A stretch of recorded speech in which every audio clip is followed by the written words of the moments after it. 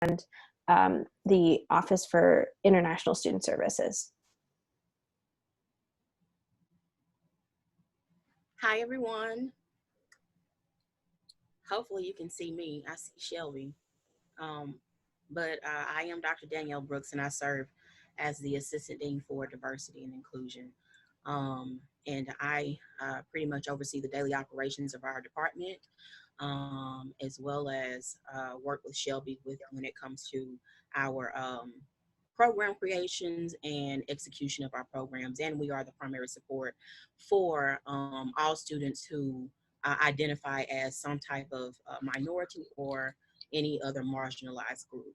So that is what we do. And we also, in our absence, we have a graduate assistant. His name is Jay Anderson, but he's not with us today.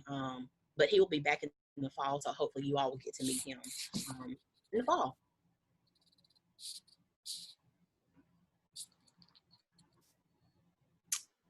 So what I'm going to go ahead and should we move on? Yeah. I'm going to go ahead and start sharing my screen so everyone can see the presentation that we have for you all today.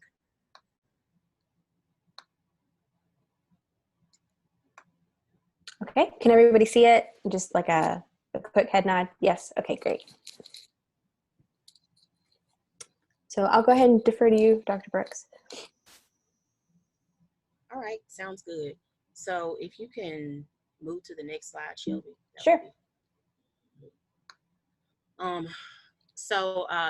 We are all about keeping it real in our department, and we want you as students of color to just be aware that you are at a predominantly white institution. If you haven't heard the term PWI, that's what it stands for. And so whether you're coming from a school where you're the minority, or whether you're coming from a school, because we have a lot of students here who came from predominantly Black high schools, or they came from another school who they may have been a minority of color and may not have been Black, but they may have been the dominant ethnicity at that school. And then they get here and they're like, whoa. So we want to make sure that you do understand that's what it's going to look like once you are here on campus. And the things that we have in place for our students of color, almost all of those things are created either by students of color or by faculty and staff of color. So that means Shelby, that means Deidre, that means myself, and that absolutely means you. And so we want to hear your ideas, because you may get here and feel like we're slacking with some of the things that we offer. And a lot of times the things that we create from the ideas of our students. So please don't be shy about sharing your ideas, because we want to make sure that we are fostering that inclusive environment, and that you're seeing things on campus being created and implemented that were initially your ideas, because we want to make sure that your voices are heard. So please, we encourage you to be very active in creating your own inclusive and welcoming environment. And of course, we're here to help you do that. So any questions? Okay, we can move on.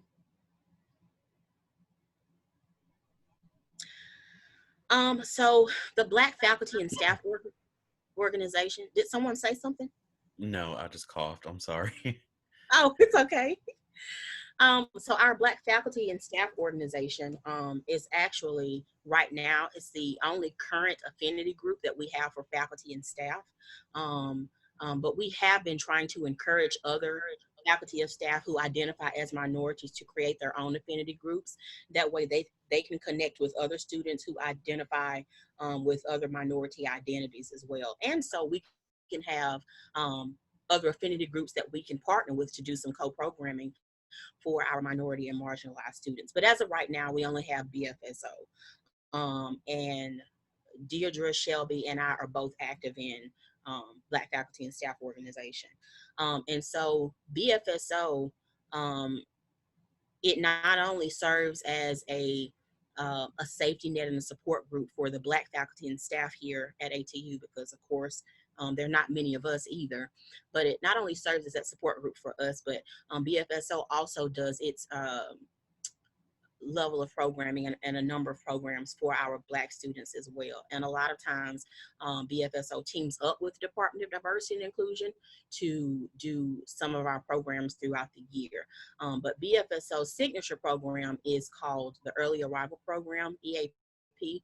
And Deirdre, correct me if I'm wrong, but I think it was it Text Next before? I think that's what it was. Like Text Next. I think that was Yes. the name of it. Mm-hmm. Program. Okay, gotcha. So it was actually the idea of the president of BFSO, who is one of our professors here, Dr. Tanil Lasker Scott, to bring this program to ATU. And what it is, it serves as a program to allow our Black and African Americans incoming freshmen to get acclimated to the campus before, everyone else moves in. So if you sign up to be a part of EAP, you get to move in a week early. You get to hang out with Dee, Shelby, and I, and a plethora of other BFSO members who basically allow you to get the insides of, how is it going to be your first year, and let you meet several people who work in the departments that you're going to be needing while you're here. And to basically let you know the do's and don'ts of your first year of college, and to let you know who you can talk with, who you would feel comfortable talking with, and basically giving you the lowdown on, how it is navigating a PWI as a Black student.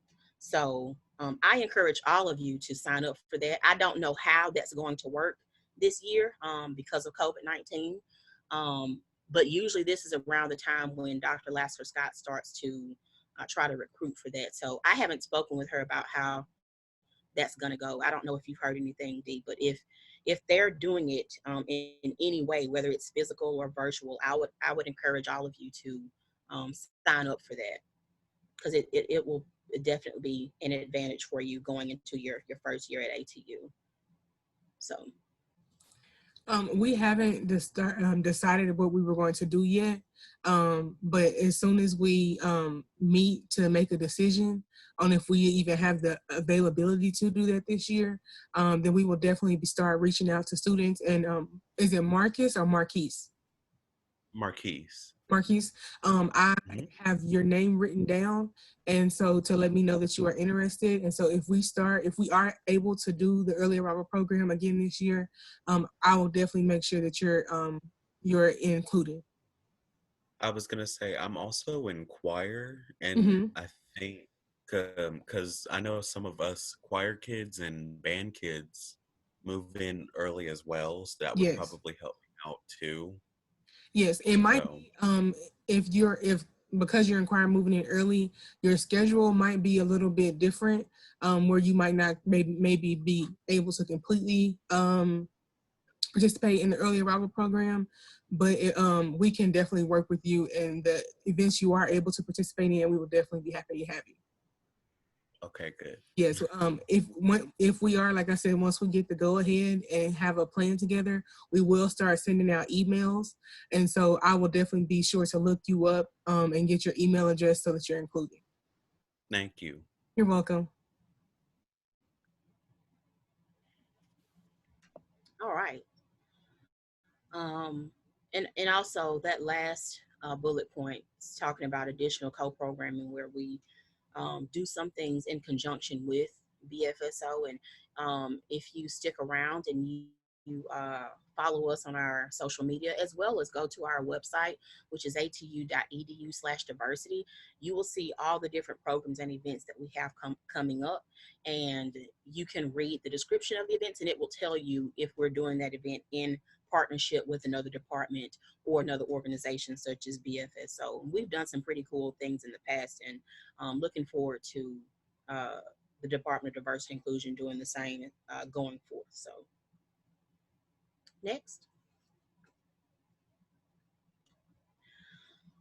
So one of the first things that we do for our students of color is we do a minority mixer in the fall, and that usually happens in September. And so it's hosted by us, and a lot of our BFSO faculty and staff are there as well. But we invite other faculty and staff of color, because we know it's not just Black students. We want all of our students of color to meet as many of our faculty and staff of color that we have at ATU. And that's just an attempt to get acquainted with, faculty and staff who look like you, and hopefully create some mentorships to support you through your first year at ATU. But it's a really fun event. It's a game night. We have food. I think last year, I think the students won most of the games. I know D was in a really tense, I think a card game, right, D? I can't. Yes, we were playing Uno. Okay. I don't know how to play anything, so I'm pretty lame. So I was just walking around watching everybody. But the students definitely, they definitely took the win on that. So I encourage you all to definitely come out to, if we're able to do it. We still navigating, COVID-19. Definitely, if we're able to do it, want you all to come out to the minority mixer and get acquainted with other faculty and staff of color. So, another resource would be the World Language and Culture Club. So it's one of our student groups. We call them RSOs, which stand for Registered Student Organization. And so the the World Language and Culture Club basically celebrates the norms and customs of various cultures represented on ATU's campus. And a lot of those cultures and norms do accommodate our students of color. So if you're looking to get involved on campus, I would say that would be one of the best places for you to look. And I definitely encourage you all being involved with the World Language Culture Club, and especially if you're studying another language, because it's also about that as well. So definitely keep World Language and Culture Club in mind. Next. I have a quick question.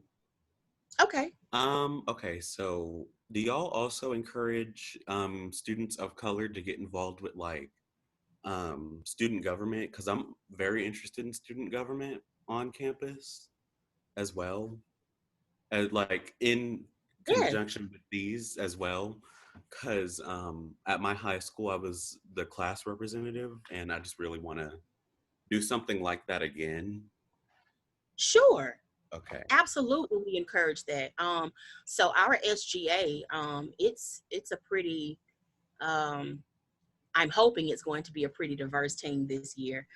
And within SGA, they actually have an officer that is called the diversity liaison. And so that person basically is the connection between Student Government Association and all the things that we do on campus that accommodate our minority and marginalized students. Okay. But there are a plethora of other offices as well that you can run for. But I brought that one up because that's the one that I work closely with, evidently. So yes, absolutely. I'm also Um, very glad that you. I'm sorry. oh, um, go ahead. Sorry. I was gonna say I'm very glad that you brought up the wait, can you go back to the other slide again? What's the name of it again? Because I'm gonna mark that down. The world, I like World both of them. Culture Club. Yeah, I need to mark that one down just because I'm mixed. I'm African American from my mom's side and Latino on my dad's side. Okay. And so that would probably help me out big time. Absolutely. Absolutely. They, speaking of that, World Language and Culture Club, they were a big support for us when we did Hispanic Heritage Month. Hmm. And they came out and they supported, and I'll talk about Hispanic Heritage Month a little bit more. So, getting in that club will definitely benefit you. Does So, by all means, does ATU do like a celebration for Black History Month? yes, I'm going to get into that a little bit later. Okay, good. Okay. So, just some additional resources and programs for students of color that we do. And these are things that were off the top of my head. We do a plethora of events, but of course I couldn't include all of those in this, short presentation. But some of the things that are very important to me, I feel, and for our students of color to take advantage of, I included on the slide. So Black, Brown, and Abroad is going to be an informational session that we do in conjunction with the Office of Study Abroad. And they actually brought it to my attention. I had said something to our ISS, which is our International Student Services uh, department head, and I think he shared my sentiments with the Office of Study Abroad. And so they came and said something to me and was like, you know what? We don't have a lot of representation from students of color who take advantage of our study abroad program. It's usually all white students. And I was like, we definitely need to do something about that. So DDI actually hosts a study abroad program just for our students of color to get that information, to be able to figure out how you can have those trips financed for you to um, study abroad in other countries, and be able to get those credits towards your degree here at ATU. So that'll be coming up in the fall as well. Also, mental health and minorities, we'll be having that event. It's going to be a roundtable discussion type program, done in partnership with our Department of Student Wellness and Counseling Services, to just basically raise awareness about mental health within minority communities, specifically communities of color, and talk about how we can get away from destigmatizing the concepts that Black people don't do counseling, or that's for crazy people. We just pray to Jesus and everything will be all right. Because I came up in an environment like that. I came up in a community like that where therapy and mental health, those things were shunned. It was taboo because that's what we were taught. We not going to see nobody and tell them our business. That's what Jesus is for. And it has done way more harm than good.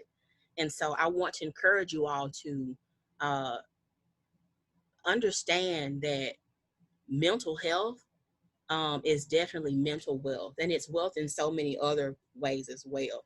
So please take care of your mental health while you're here. And even when you're not here, it's very important. And with everything that's going on right now, I can promise you it's definitely something that's needed for a lot of us. I just had a therapy session. I'm not ashamed to tell anyone I have a therapist, because my therapist helps me navigate a lot of the turbulence in my life. I don't think that I would be as sane as I am without my therapist. So please, allow me to be an example and utilize those services. Take advantage of, mental health resources. And also, the Department of Diversity and Inclusion, we just partnered with Student Wellness and Counseling Services to bring some mental health resources that um, solely accommodate minority and marginalized student groups. Because although they had support groups that were for different students who identified with certain minority identities or marginalizations, everybody didn't know about the support group. So I was like, let's put something on our website where our students can go there and look for these, or be able to choose from certain resources that can help. So that link, on the bottom of that third bullet, if you click on that link, it will take you directly to um, those resources. And so I encourage all of you to take advantage of that. If you need it, come and talk to us. If you need to, we're not counselors, but we definitely don't mind talking with you all and helping you navigate some things. And just don't be shy or be ashamed to talk to a trained professional, because it's one of the things that has been, like I said, shunned, and it's done more harm than good, and we want to reverse that. So I have a question. yes. So you mentioned the black and the brown and the bride. So will that session be like to help the students of color to be able to afford and have the opportunity to go abroad, or is this like another extension of study abroad? No, it's to give you that information, to show you what resources are available to help you afford those trips, because from the last session that we did, I do understand that the student does have to pay some out-of-pocket expenses, but there are also other financial aid resources that the students can take advantage of, but you have to go through the Office of Study Abroad to basically get those. So it's an informational session to, to do exactly that, show you, okay, this is what you're going to be, looking at out of pocket if you're planning on going here, and this is what we can help with. So yeah. Okay, thank you. You're very welcome. I have a question too. So I just came from, or I'm transferring from a college where, like, weirdly enough, I was kind of a minority, which I'm not used to at all. I grew up like in a white neighborhood, white school. And so we had Black Student Union at my college. Do y'all have something like that? Because it was probably my favorite thing to be a part of. And we put on a bunch of things with Black History Month, or Black History Month. And it was probably like, I don't know, it was just nice to like get out there and, I don't know. Absolutely. I was the only white person in it, but it was kind of cool. No, I that's awesome. Thank you so much for sharing that. But yes, so our version of Black Student Union at Tech is called African American Student Association. They call it AASA. So absolutely, I'll get to that in just a moment, because I do have here.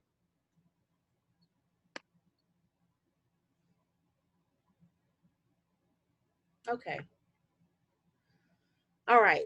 So, one of you were just asking about some of the things that we do to celebrate different cultures that our students of color are a part of. And this is just a list of things that I thought of off the top of my head. We do Hispanic Heritage Month, and I invite our Hispanic faculty to come out, and they basically partner with us to do that. So we do a celebration as a kickoff, and then towards the end of Hispanic Heritage Month, because Hispanic Heritage Month, the interesting thing is it falls between 2 months. And so part of it is in September and the other part is in October. So we do the kickoff in September, and then we bring in a person who is of Hispanic heritage or of that ethnicity to come in and be our keynote speaker towards the end of Hispanic Heritage Month. And I have asked, to have more programming and to kind of partner up with some of the faculty and staff, but they haven't given me exactly any ideas on what we can do, because those are only 2 programs that come out of the Department of Diversity and Inclusion as far as Hispanic Heritage Month. And it's because I'm not Hispanic. I don't know a lot of the history of the Hispanic people. And so I asked them, and I asked our, HSA, which is Hispanic Student Association, to give me ideas. And so hopefully we'll be able to, going forward, be able to increase our programming, or at least partner with them in doing some of the programs that they may come up with, in the future. So Hispanic Heritage Month, we do an Indigenous Peoples Day, and we do it on Columbus Day because we want to make sure we're paying homage to the Native Americans and their struggle, and all of the things that come along with, colonization and occupying their lands, and, doing land acknowledgements, because we don't have a Native American student organization at Tech, but somebody can definitely start that. But we do know we have people of Native American descent at our university, and we want to make sure that we're doing something to acknowledge those folks. Of course, we do MLK as well in January. Previously, we've done an MLK march around the campus, and then we do a service project that goes along with that. But going forth, for this particular year coming up, I've changed that a little bit of how that's going to look as far as DDI, but people are welcome to do their own service projects. DDI will still provide the shirts as well, but wanted to give some people some freedom to do service the way they wanted to do it. They don't necessarily have to, come out to the university and do a DDI program with us. And basically it was because of some confusion and a few mix-ups and some things that happened before, and so we just kind of changed it. But we do definitely observe MLK Day.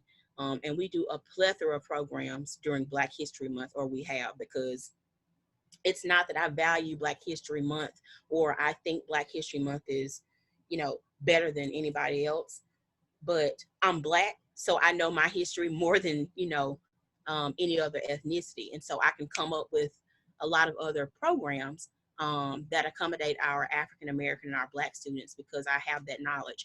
And a lot of the people around me who are also Black share a lot of ideas, and I was able to implement those things and make those programs as well. So we have a lot of things coming up, and we had a lot this past Black History Month. We did a Flexing in My Complexion fashion show. We did several historical roundtables about some history that people may not even know about, like the mass lynching in 1919 in Arkansas. I went around and asked people, and people who were Arkansas natives had never heard of it. But the largest number of Black people lynched at one time was assumed to be over 230 people, and that was the largest number, and it was in Arkansas, and people here didn't know that. So doing those types of things, we do a soul food night that everyone loves, basically explain where the origin of soul food came from, where that term came from, and how it originated in America from our African our ancestors who were slaves. What else am I missing, Shelby? We did a lot. Sorry, I had to find the little unmute button. So no worries. So yeah, like you said, we had a couple academically focused programs. So definitely we talked about the mass lynching in Arkansas in 1919, as well as we had a forum about the burning Black. of, I'm sorry? Oh, I thought you was talking about black hair, but you're talking about Tulsa. Right, yes, there was black hair. We talked about the Tulsa race riots in 1921, which was 99 years ago yesterday. So we had information sessions about that. We also, during Black History Month, like you said, we had our soul food night. Some other things that definitely happened. Yeah, it was a busy time, but like Dr. Brooks said previously, if you go to our website, you can see a list of the programs that we were able to host on campus during the first half of the semester, and then programs that we had planned on hosting in the second half of the semester prior to the global pandemic. So please take a look at those. And after we go through this presentation, I'll add some links in the chat section, so you can go ahead, if you want, look at the website. I'll also link the mental health services and resources. So I'll have those on there as well if you would like to look at those too. Okay, great. Thanks so much, Shelby. So, I'm sorry, if you can go back to the previous. Yeah, that's just a list of some of the observances, cultural celebrations, and acknowledgements that we do. And I do want to highlight that some of these celebrations come through our Department of International Student Services, and not necessarily the Department of Diversity and Inclusion, but we share an office, and a lot of what we do overlaps. And so because we have a lot of we have a pretty good group of international students, a lot of these cultural holidays are for them, and so a lot of those particular celebrations are done through ISS, but DDI is always there to support. So that's just what I wanted to say. And also at the end, I'm sorry, there's a diversified faith forum that we do in the fall. This year we're going to call it an interfaith forum. And it's basically welcoming all of our different, our religiously diverse students to a panel to just come out and talk about their experiences and share about their specific beliefs and belief systems, or if they're not, if they don't subscribe to a particular belief, or they may be agnostic or atheist. We welcome them to come out and share as well, because we want to make sure that all of our students are able to feel welcome, no matter what it is that they believe or don't believe. So we can go to the next one. Okay, so here's just a list, and I won't read all of those, but some of the ones that were on the top of my head that we support primarily.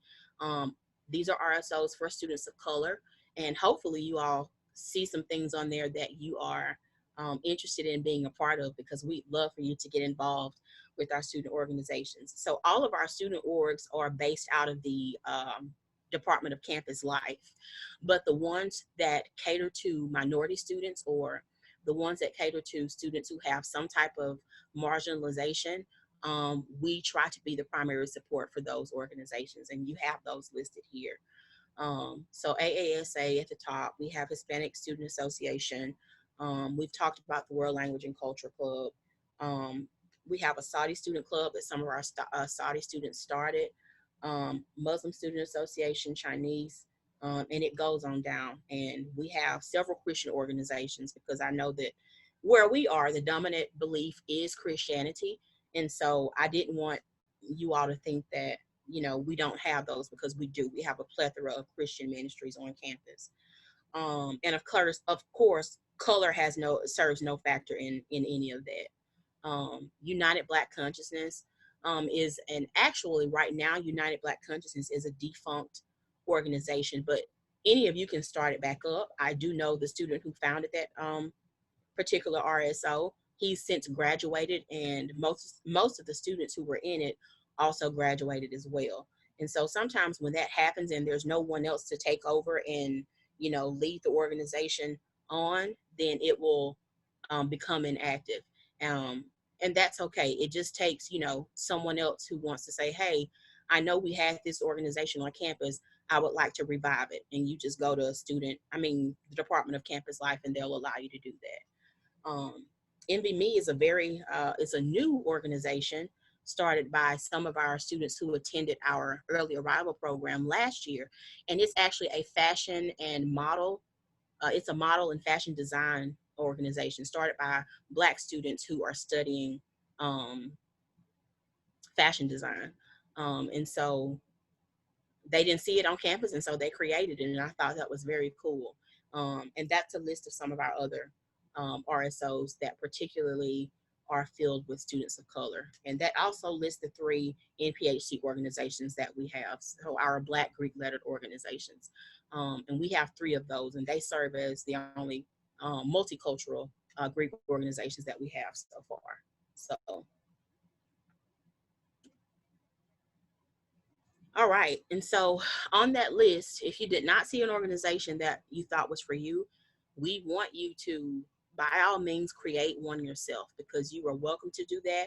We highly encourage that. We love when our students take the initiative to birth something and bring it to campus, and, you know, we're able to see that organization grow and see you do programs. So we definitely are very, very adamant about our students creating different things that is going to support your identities. And it's probably going to help a lot of other students as well who may be interested in the same thing. I don't care if it's a student organization that deals with, and I think we have one, I just don't know what it's called, a gaming organization where they just like to play video games.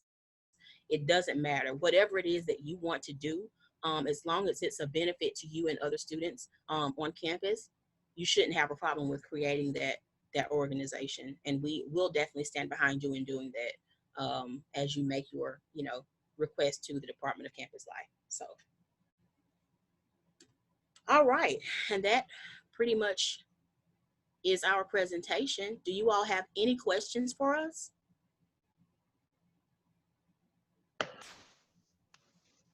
I have a question. I don't know if you can hear me or not. I can hear you. Okay.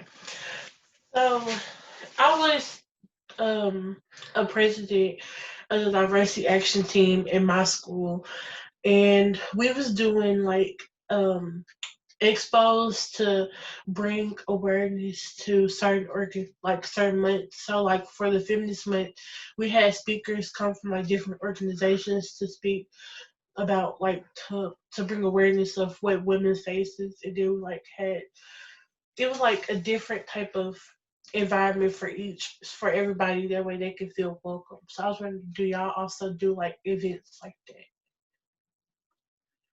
You mean where we bring in speakers? Uh-huh. Yes, absolutely.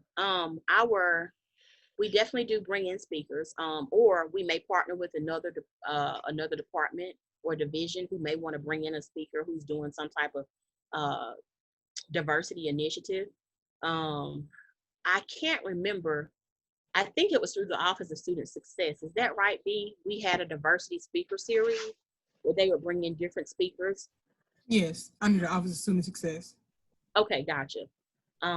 So under them, they did that, like, I can't remember if it was like every semester or every couple of months, but they would bring in a guest speaker from different organizations. And it wasn't, it wasn't anything that we done, but it was solely the Office of Student Success. And of course, we all supported.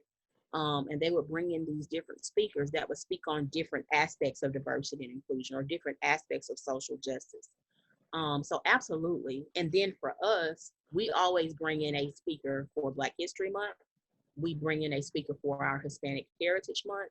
And in the past, I have partnered with uh, the Department of Athletics to bring in a diversity speaker to speak with not only our athletes, but all of our students in general, because at the time she saw that there was a need for diversity and inclusion to have, for someone else to speak up for diversity and inclusion instead of, the diversity and inclusion staff who are Black, the people who are minorities. And she was a white woman.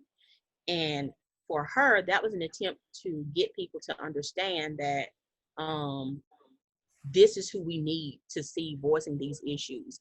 We need people who aren't always or necessarily affected by a lot of the things that minorities and marginalized groups go through. We need those people speaking out on these things. So it was really cool to see her advocate for diversity and inclusion and bring a speaker in up under her, and then allow us to partner with her for that. But yes, we absolutely do bring in speakers to do those things. Now it depends on how much it costs, because they do cost money.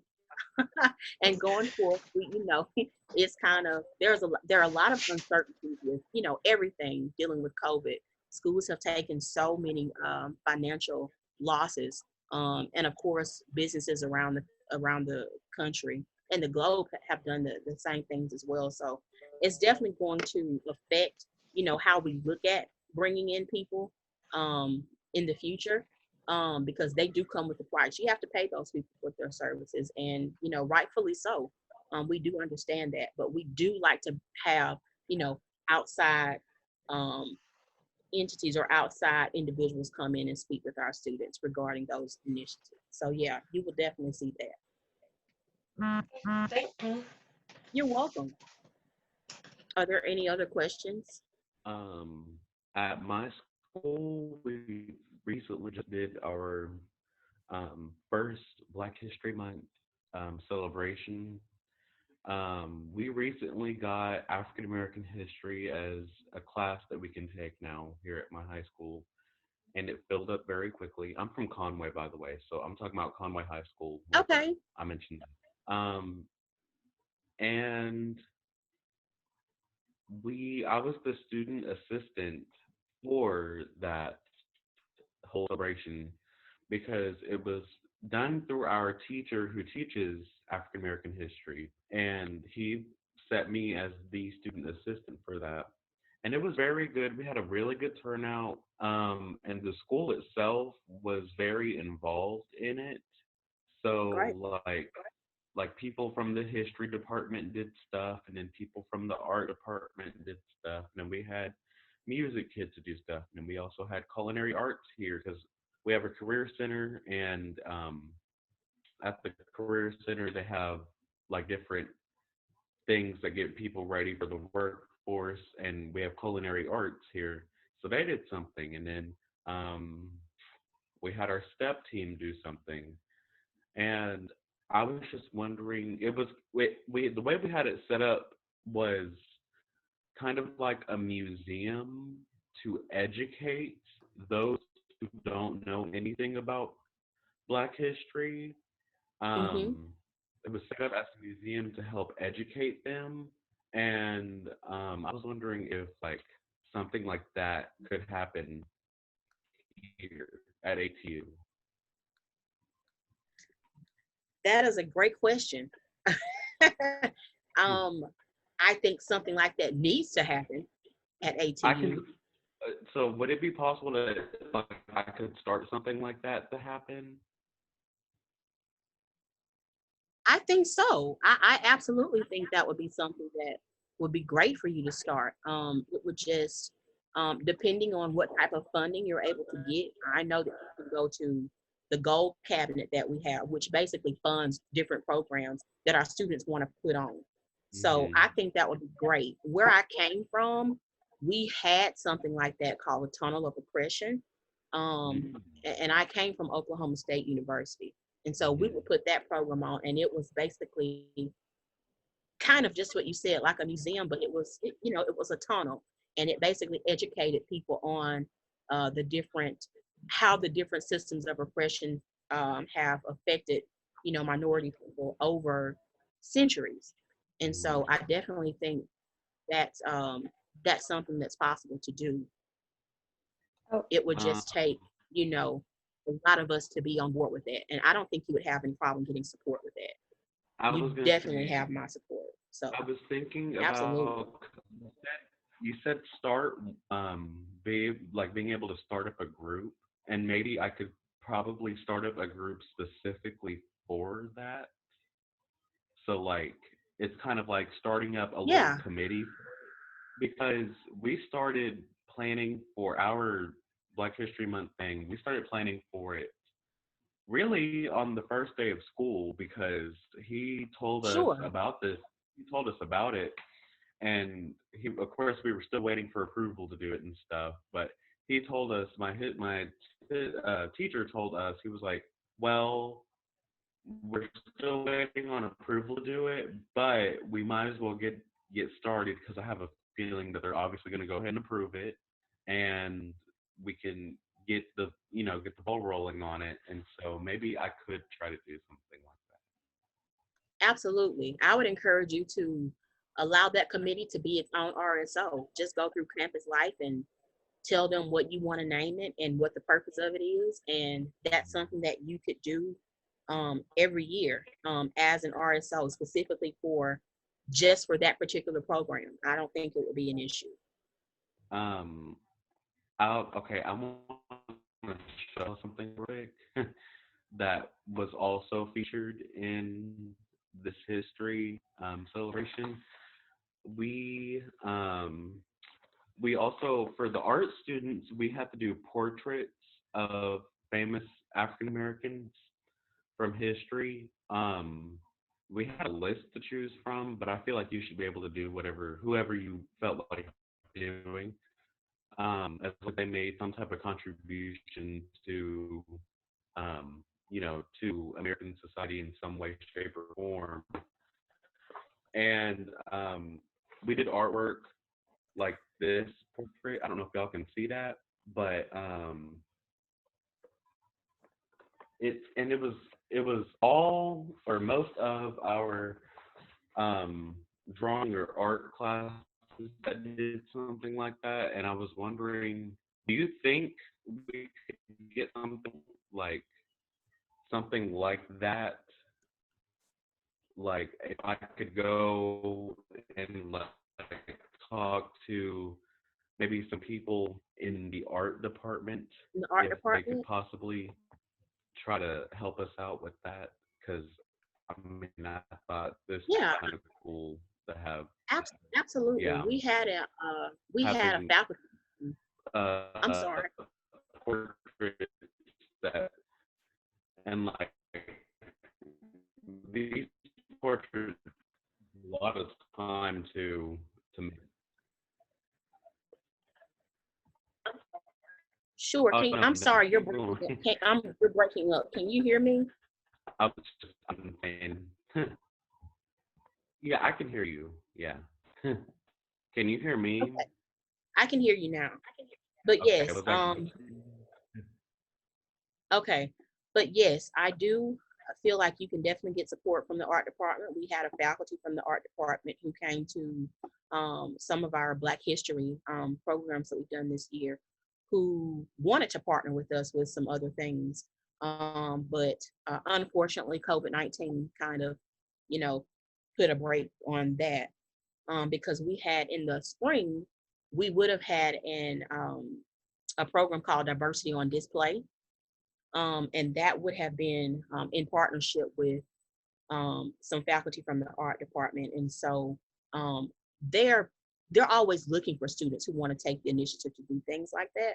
And so you would definitely have unconditional support for that. So absolutely. Okay, thank you.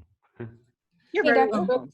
Also, Oh, go ahead, please. also in our art department, we have a African American faculty member. Her name is Dr. Gilbert. And so if you Yes. reach out to her, I'm sure that she'll be able to help you out with that. Her name is Lynette Gilbert. So she'll be able to help you out with that. You can reach out to her before you come on campus or even after you get here, because I'm sure that you'll run into her at some point in time. But we are running out of time. Does Yes. anybody have any last minute, really quick questions?